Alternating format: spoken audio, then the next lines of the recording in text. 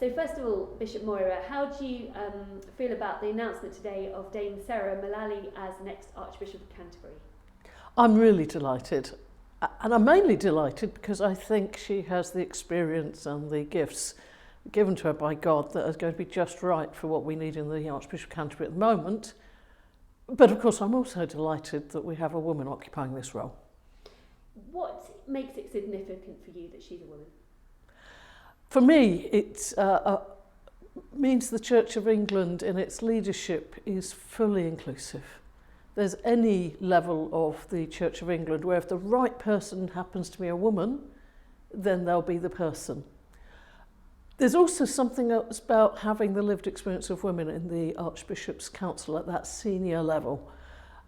Although every one of us has different experience, there are some things we share as women. And one of those things is the vulnerability we have. Often we're shorter than other people, and we will have all been taught not to walk in certain places at night because you might get attacked. And that is something that I think is desperately sad, and yet it is our lived experience. And so by the very nature of what she is and what she's lived through, Sarah will have a view for the vulnerable. And she also will have a lot of lived experience of being a bishop to a very rural area of Devon, which is obviously the position you hold now.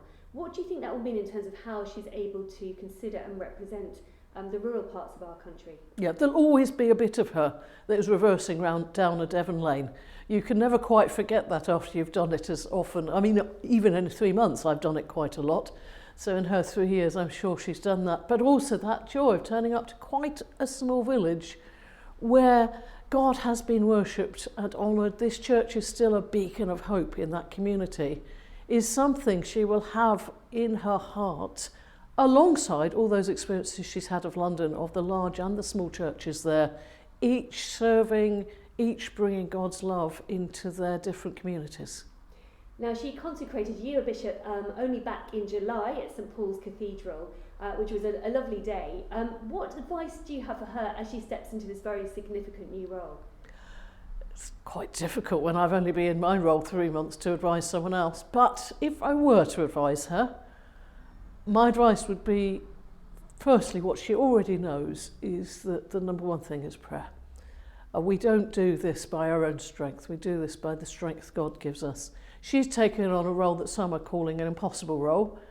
Well, it's possible because of God's grace and because of God's wisdom in choosing which things are she going to respond to, which is she going to say, that's not for me. That's number one. Number two would be to encourage. All sorts of things she will have seen in her ministry as a bishop are deeply encouraging. There is a sense that God is on the move, that things are happening. And if she, in a situation where sometimes people will be throwing difficult things at her, can still say, and yet, God is great, God is love, God is here, and good things are happening, then I'm sure she will do brilliantly. Bishop Moira, thank you very much indeed. Thank you.